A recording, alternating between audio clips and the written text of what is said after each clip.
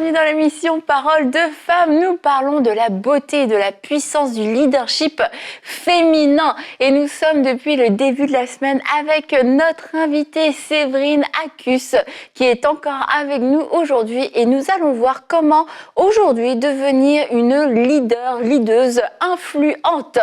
Avec toi Séverine. Bonjour Annabelle. Tu vas bien Séverine? Oui, je vais bien. Salut Nadine. Toi aussi ça va Nadine? Ça va très bien, merci. Et toi Annabelle? Mais merci.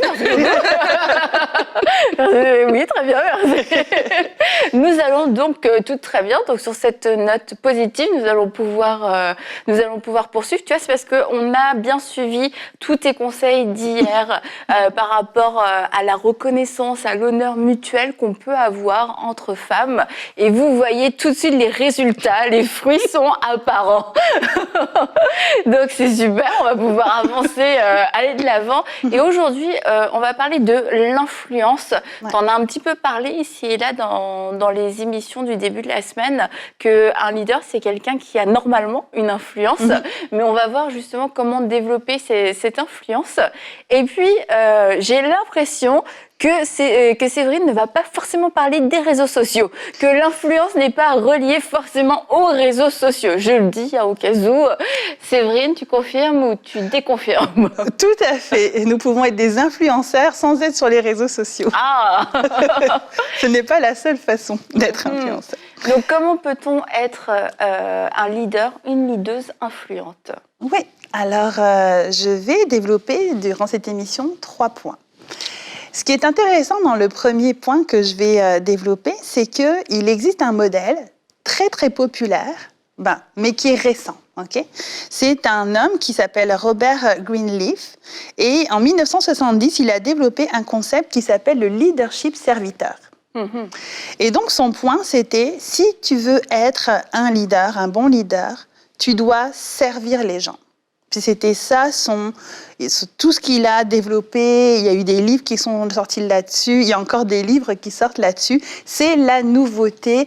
Comment être un bon leader? Tu te rappelles tout à l'heure, justement, tu as fait allusion à ça, qu'avant, le leadership, c'était on écrase les gens, on est directif, on donne des ordres et tout ça. Puis tranquillement, ça s'est adouci vers quelque chose d'un peu plus relationnel.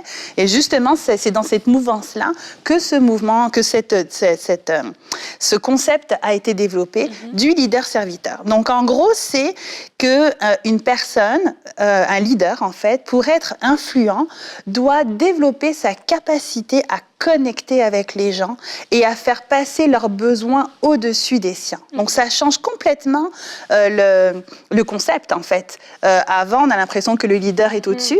Là, le leader se met au même niveau. Donc, qu'est-ce qu'en fait un leader-serviteur? C'est, comme je disais, un leader qui place les besoins des personnes qui sont sous lui ou qui le suivent au-dessus des siens.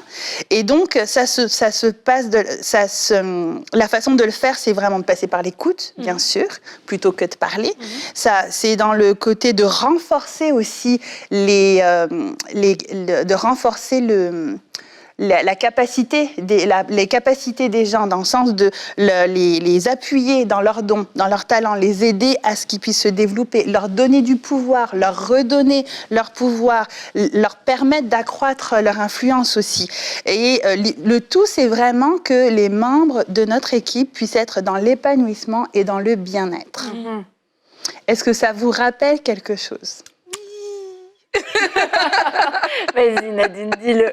Ça rappelle Jésus qui lavait les pieds de ses disciples. Exactement. Alors, quand on dit qu'il n'y a rien de nouveau sous le soleil, là, alors le gars, il croit avoir créé la nouvelle façon de diriger le monde, alors que Jésus, bien il y a encore 2000 ans, avait déjà tracé ce chemin-là et avait montré la façon de le faire, le fameux leader-serviteur.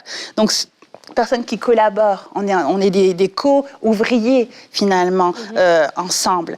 L'idée d'encourager, la notion d'élever, de faire honneur encore une fois, de célébrer les victoires, les accomplissements des personnes, faciliter le développement aussi des personnes, et aussi ce qui vient dans le concept, et que Jésus faisait très bien, c'est de créer et d'entretenir le sentiment de communauté. Pour ça qu'il avait ces 12 personnes ensemble. En fait, le leadership n'est pas fait pour être fait seul. C'est pour ça qu'on parle beaucoup de notion d'équipe. Et que tantôt, je disais, si un leader marche, puis qu'il n'y a personne en arrière de lui, il fait juste prendre une marche. Donc, il y a vraiment l'idée d'être ensemble et de le faire ensemble. Mais là, c'est pas « je te dis quoi faire », c'est « on le fait ensemble ». Donc, et pourquoi j'ai voulu relever ce point-là ? Non seulement parce que c'est nouveau, c'est récent, donc il y a beaucoup de littérature qui sortent là-dessus, mais aussi parce que je trouvais, tu sais, je te disais, en tant que femme, on cherche notre façon d'être leader et qu'on a souvent un modèle masculin et qu'on cherche la façon de le faire.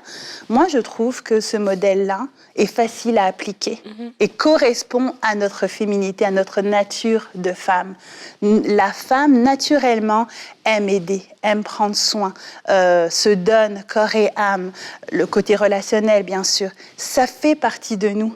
Donc, on ne part pas de si loin, on a juste à être nous-mêmes dans notre essence et la magie opère, entre guillemets.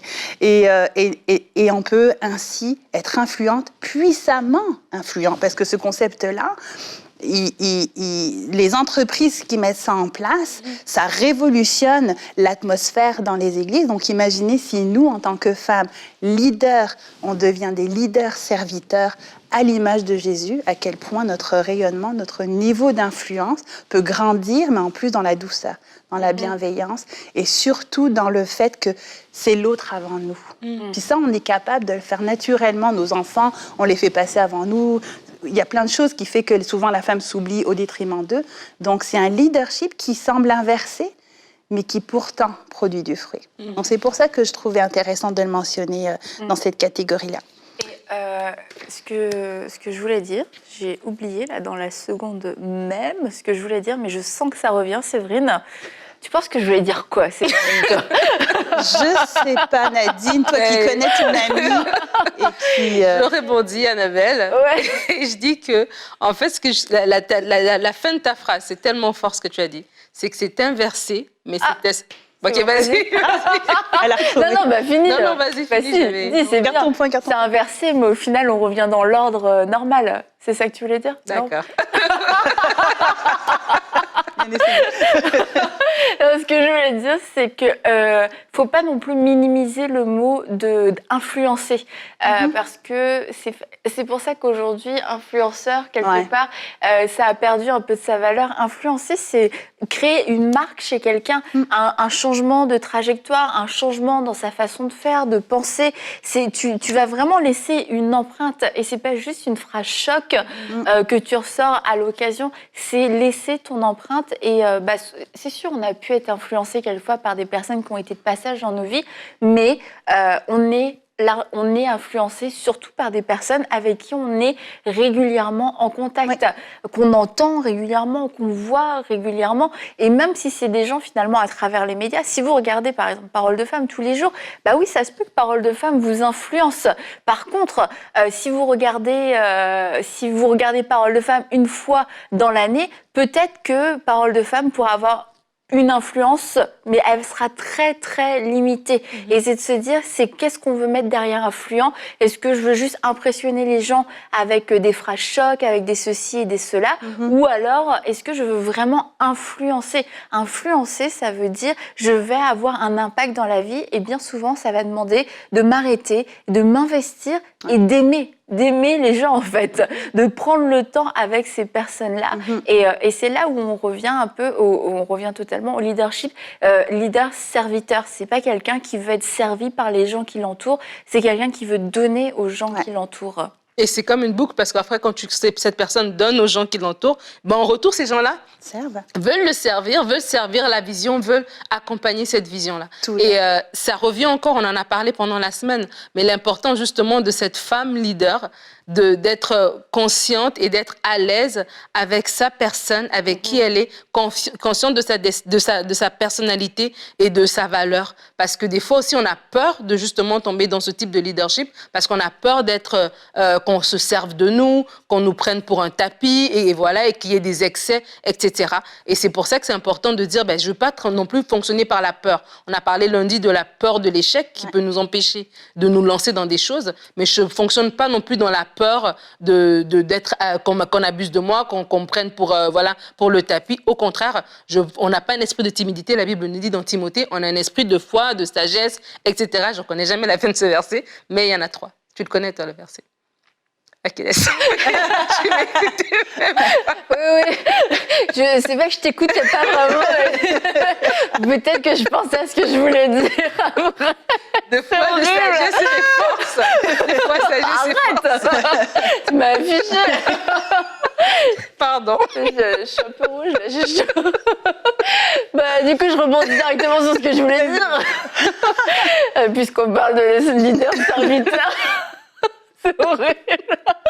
Je repense à Jésus, qu'il a vraiment fait la différence quand il est arrivé dans son leadership, parce que les gens étaient habitués à un leadership qui était très dur, c'est ça, et très autoritaire, où le peuple n'avait rien à dire. Il y avait les grands prêtres, les spécialistes de la loi. Voilà, nous on sait tout, vous savez rien, vous faites ce qu'on vous dit, et puis point. Et quand Jésus est arrivé, et qu'il avait cette capacité de parler aux foules avec des mots que les gens comprenaient, avec des images que les gens comprenaient, qui faisaient rappel, qui leur faisaient écho, parce que c'était leur quotidien, et il leur donnait à manger, il a multiplié les pains, il a pris soin d'eux, il s'est demandé mais comment ils vont faire et tout ça. J'ai compassion d'eux, je pleure pour eux, je les guéris, je les aide, je fais quelque chose pour eux. Et en fait, ça, c'est quelque chose qui a attiré le cœur des gens vers Jésus. Et je ne crois pas que les gens étaient attirés par les pharisiens. Les gens avaient peur des pharisiens, fuyaient les pharisiens. Si tu étais ami, si tu étais dans le clan des pharisiens, c'est super. Mais quand tu n'étais pas dans le clan des pharisiens, c'était pas de bol pour toi. Et au contraire, Jésus, lui, attirait toutes ces personnes. Et je crois que c'est là où on voit un fort niveau d'influence.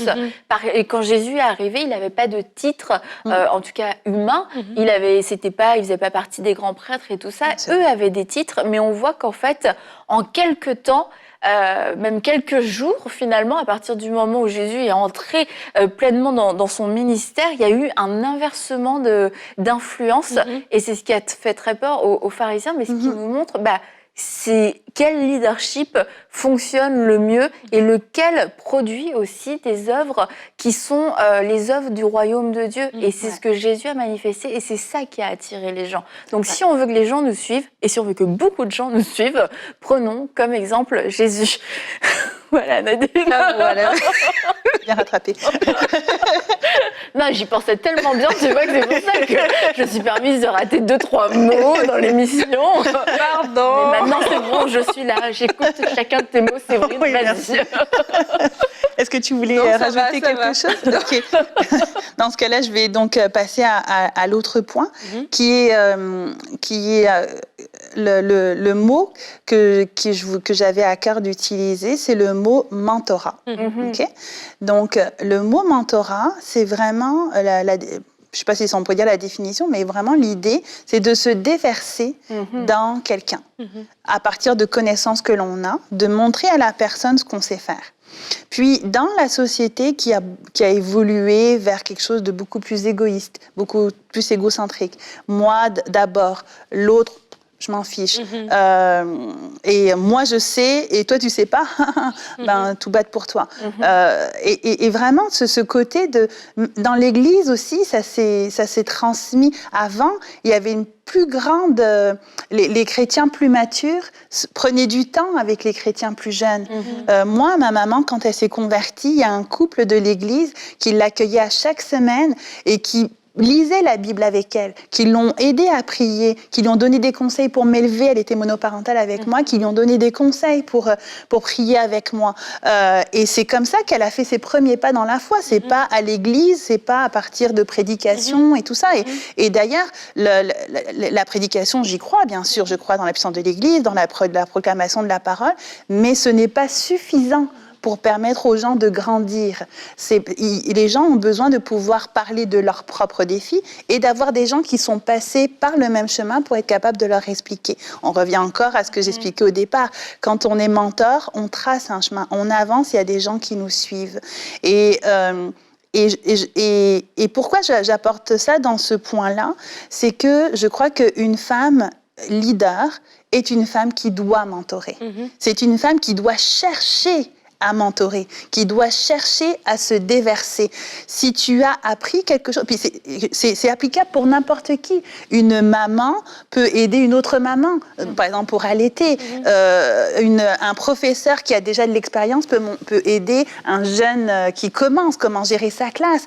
C'est à l'infini. Mais si on changeait ça, si les femmes se levaient et au lieu d'être centrées sur elles, sur leur propre avancement, comme les hommes, je fais une généralité, on s'entend, hein, mais je veux juste amener le côté fibre féminin, là, de se déverser autour, et ben ça, encore une fois, ça inverserait un phénomène, et les générations qui nous suivent en sortiraient grandies, les femmes autour de nous en sortiraient grandies. Tu as des choses à m'apprendre, j'ai des choses à t'apprendre. Encore une fois, cette espèce de soutien mutuel de femmes qui lèverait tout le monde ensemble vers plus de connaissances, plus de sagesse, plus de compétences, plus de savoir-être, plus de savoir-faire. Encore une fois, tous ces éléments qui sont tout aussi importants, mais qu'on n'apprend pas dans les livres. On a beau lire, il y a tellement de gens qui lisent, mais en même temps, ça ne change rien. C'est la pratique. Et la pratique, ça passe par le relationnel, ça passe par ce que je t'explique, par ce que tu m'expliques. Quand on lit la Bible, tu l'as compris de cette façon-là, je l'ai compris de cette façon-là. On s'édifie mutuellement, c'est d'un verset biblique. On a perdu cette notion-là. Les gens viennent à l'église, repartent, chacun chez soi. Imaginons que des femmes se lèvent et se déversent. Qu'est-ce que ça changerait? C'est vrai. À l'inverse, nous avons tous besoin d'être mentorés. Et je disais tantôt qu'on n'a pas beaucoup d'exemples, justement, de modèles de femmes. Mais nous sommes le modèle pour quelqu'un, et quelqu'un nous inspire. Mais prenons-le, que si on veut vraiment avancer, si on veut vraiment devenir des leaders, on a besoin de progresser, puis c'est difficile d'avancer tout seul. S'il y a une personne qui vous inspire, pourquoi pas aller la voir et lui demander « J'aimerais ça passer du temps avec toi. J'aimerais ça que tu puisses me montrer des choses. » Avoir l'humilité d'aller au-devant de quelqu'un qui va nous montrer aussi son chemin par lequel elle est passée et nous inspirer, nous donner des conseils, nous éviter de faire des erreurs, de faire les mêmes erreurs par lesquelles elle est passée, puisqu'elle est passée par là. Elle a tellement de choses à nous apporter. Alors, c'est pas nouveau ce que je viens de dire. C'est quelque chose qui existe, mais que je veux ramener à l'avant-plan, parce que je crois que, comme je disais, on se cherche un peu des fois dans notre leadership féminin, et je crois que le mentorat, on le fait naturellement en tant que mère, par exemple, si on multipliait ça autour de nous, encore une fois, il y aurait vraiment, en termes de leadership féminin, il y aurait une armée de femmes équipées, formées, qui s'entraideraient mutuellement. Et ça, au niveau pour le royaume, d'une manière générale, qu'on soit leader dans l'Église ou pas, là je parle, mais vraiment le royaume et l'Église et le monde, en fait, en sortiraient grandi. Qu'est-ce que vous en pensez? Ouais, j'aime. Quand tu parlais, ça me faisait penser à ce verset que tu aimes bien, Annabelle, que tu aimes bien citer. Dans Tite. Dans Tite. Ouais, il y a ça veut dire vous allez le citer. Que les femmes plus âgées, voilà, prennent soin de donner aux jeunes filles... enseigne aux plus jeunes femmes à aimer leur mari, leurs enfants et à prendre soin de leur maison. À faire le ménage, quoi. Mais en fait, ce verset est en train de résumer ce que tu es en train de partager. Ces femmes plus âgées qui sont là pour donner des conseils avec bienveillance, parce qu'elles-mêmes aussi, elles marchent d'une certaine manière. Parce que ce n'était pas n'importe quelle femme, ça disait bien qu'elles ne soient pas elles-mêmes déjà, et il y avait des caractéristiques qui avaient été données par rapport à ces femmes-là, et parce qu'elles-mêmes, elles ont vécu d'une certaine manière, elles peuvent à ce moment-là déverser dans les plus jeunes, pas regarder à dire « Ah, mais tiens, moi, j'avais pas fait comme ça. Ah, tiens, regarde les erreurs qu'elles sont en train de faire. » Mais vraiment, en ce désir de partager leur sagesse, de partager leur connaissance, parce qu'elles comprennent bien que lorsqu'elles le font, il y a une suite qui se fait. Lorsque cette jeune femme apprend à bien prendre soin de sa famille, à prendre soin de sa maison, ben, c'est une famille, c'est un foyer, c'est toute une nouvelle génération qui part du bon pied. Et ce que tu es en train de parler par rapport au mentorat, c'est tellement important. Aujourd'hui, justement, on est dans cette société ou cette génération où est-ce qu'on veut tracer son chemin et on veut répondre de personnes et on veut être très très individualiste et lorsqu'on arrive justement au succès, on est content et on est comme la seule personne qui a réussi et puis voilà, on est fier de ça. Mais on serait beaucoup plus fier et c'est encore une fois le royaume inversé. Les choses du monde sont d'une manière, mais dans le royaume de Dieu c'est complètement différent. Exact. Et dans le royaume de ce monde, c'est une personne au top. Mais dans le royaume de Dieu, c'est tout le monde au top. Il y a assez de place au top pour tout le monde, en fait. Et lorsqu'on a cette attitude-là, cette façon de faire, ça peut vraiment faire toute une différence. Et tu parlais de l'encouragement. Des fois, de dire, OK, je suis inspirée par Parole de Femme. J'encourage Parole de Femme par un commentaire, par Encouragez-nous, laissez-nous un commentaire. Mais c'est vrai, c'est des petites choses, mais qui font une différence et qui font il y a un effet à long terme, en fait, par rapport à ça. Ça revient encore à son caractère. Vraiment, on est une leader influente, mais ça part aussi par notre caractère. Ayant un caractère qui est bon, qui est bienveillant, qui voit le meilleur chez l'autre et qui veut déverser, qui veut semer dans la vie des autres. Et ça fait vraiment une différence à long terme. Et j'aime aussi le fait que tu apportes les 2 points. On mentor, mais on est aussi mentoré. Et parce que aussi là où on en est aujourd'hui, beaucoup de gens sont mentors. Beaucoup de gens font du coaching, font des mentorats, des formations en toutes sortes de choses, etc. Et c'est pas une mauvaise chose parce que c'est bien de rendre la formation accessible et dans toutes sortes de domaines et que c'est pas juste une élite qui peut se former. Maintenant, attention aussi à la qualité des formations qu'on va offrir. Parce que lorsqu'on parle de mentorat aujourd'hui, ce que Séverine disait, c'était une transmission. Tu parlais d'une maman qui allaite, elle va parler à une autre maman qui allaite à l'église.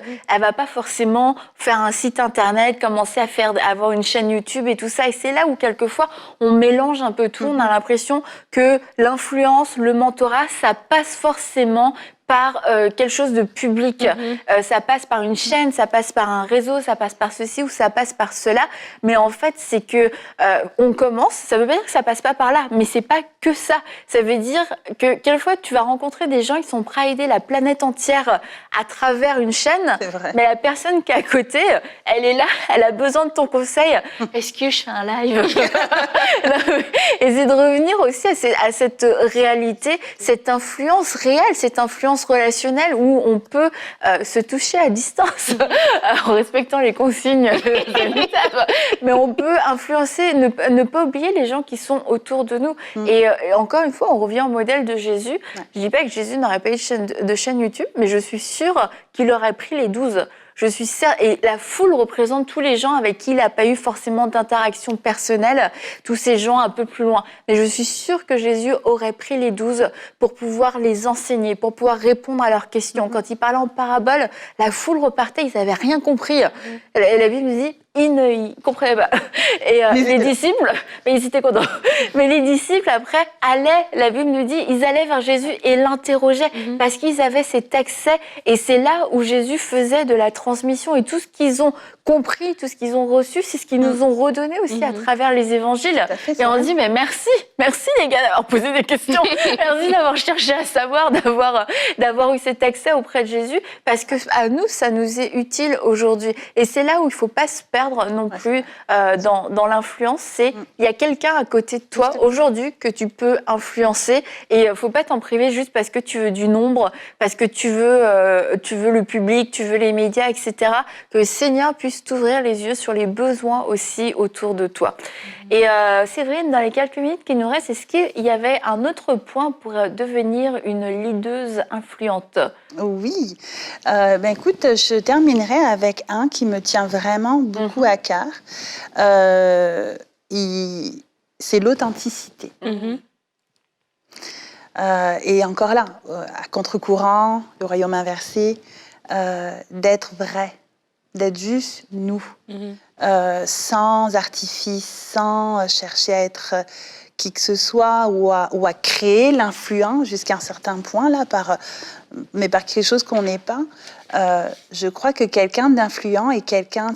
Je pense que Jésus, justement, il attirait parce qu'il était authentique.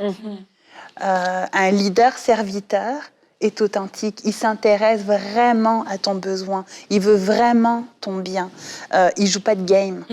On vit dans un monde où des fois, parce que justement on est leader, on met un masque. Un masque de force, un masque de compétence. Alors des fois on l'a pas, mais on va donner ça s'est déjà arrivé là, des leaders des fois qui vont sortir quelque chose, puis tout le monde regarde, mais c'est lui le leader. Mais on est comme, c'est du n'importe quoi. C'est déjà arrivé des profs là qui parlent, puis tu fais comme. C'est pour voir si vous suivez. Ouais, c'est ça, quasiment, on sait, mais pour pas perdre la face entre guillemets. Donc le côté vulnérable, on l'a perdu ce côté-là parce que c'est signe de faiblesse. Et pourtant, il y a tellement une force dans la vulnérabilité. C'est puissant comment, quand je suis juste moi, je connecte plus puissamment avec quelqu'un. Parce que la personne, elle se reconnaît en moi. Donc, mon défi devient le sien. Elle est capable de me parler, puis je suis capable de ne pas la juger parce que je suis passée par là aussi.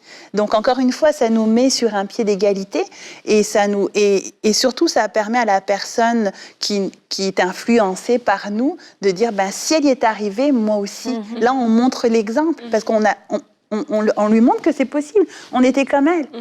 Donc, c'est vraiment quelque chose à laquelle moi, je suis revenue depuis déjà quelques années et que j'essaie d'être intentionnelle par rapport à ça, d'être authentique. Je veux que quand les gens me voient ici, que les gens me voient chez moi, que les gens me voient au travail, avec mes amis, c'est la même Séverine partout. Puis des fois, je vais bien, puis des fois, je vais pas bien. Et c'est correct aussi. C'est pas parce que je suis leader, c'est pas parce que d'un seul coup, que justement je suis intouchable et que les événements de la vie, c'est pas vrai. C'est pas vrai. Quand ils ont fermé récemment là, pour les réveillons et tout ça, puis que je me suis retrouvée seule chez moi, j'ai beau dire, par exemple, aux célibataires de mon groupe que je te parlais tantôt, que c'est la vie vaut la peine, puis c'est accroche-toi et tout ça, mais là, on était tous dans le même bateau, quoi. On est seuls. On est seuls chez nous, et puis c'est la réalité, là. Donc, pourquoi donner un espèce de message de go, go, go, alors qu'au fin fond de moi, j'étais autant affectée, sinon plus qu'elle. Donc, je leur ai dit, vraiment, là, moi, le réveillon de Noël, je trouve ça difficile. Puis je te comprends. Mais c'est sûr qu'elles vont m'écrire. C'est sûr que là, quand je vais leur dire ensuite, c'est possible d'avoir une belle vie même en étant célibataire, elles vont croire. Vous voyez ce que je veux dire? Donc, c'est une influence subtile, mais puissante, qu'est la vulnérabilité puis l'authenticité. Et c'est une influence qui dure dans le temps parce que les gens, c'est pas que les gens nous mettent se mettent les uns les autres à l'épreuve, mais le temps nous met à l'épreuve. Et puis ça évite qu'il y ait des déceptions au bout de quelques jours, quelques mois, quelques années. Je pensais pas que tu étais comme ça. Au moins, quand on est authentique, on déçoit tout de suite. Le tri se fait plus rapidement. Et moi, j'aimerais terminer cette émission en disant, Nadine, moi j'aime tout ce que tu dis, surtout ce que j'entends de toi. Et non, vraiment, je suis désolée. Je voulais dire quelque chose, c'est bon. Oui. Je voulais dire aussi par rapport à tout ce qu'elle disait, c'est important, une leader influente, c'est une leader qui aime. Et aimer les gens, aimer les groupes. Des fois, on est en mode leadership, en mode je veux influencer, sans aimer ces personnes-là. Et des fois, c'est ça aussi qui bloque et qui fait qu'on a un leadership qui n'est pas authentique parce qu'on veut montrer des choses, etc., pour atteindre certains buts. Mais en fait, on doit peut-être juste retourner en arrière et se dire, est-ce que j'aime ces gens que je suis en train de mentorer? Et c'est déjà ça, la différence. Il faut aimer les gens. Il faut faire les choses avec le cœur, pas dans un désir de remplir une case et de dire que j'ai 10 000 personnes derrière moi, mais d'aimer sincèrement les choses. Sincèrement les gens. Et bien voilà, sur ce, nous allons vous laisser et on va se retrouver demain pour une prochaine émission de Paroles de femmes et nous allons voir les habitudes et les caractéristiques d'une leader.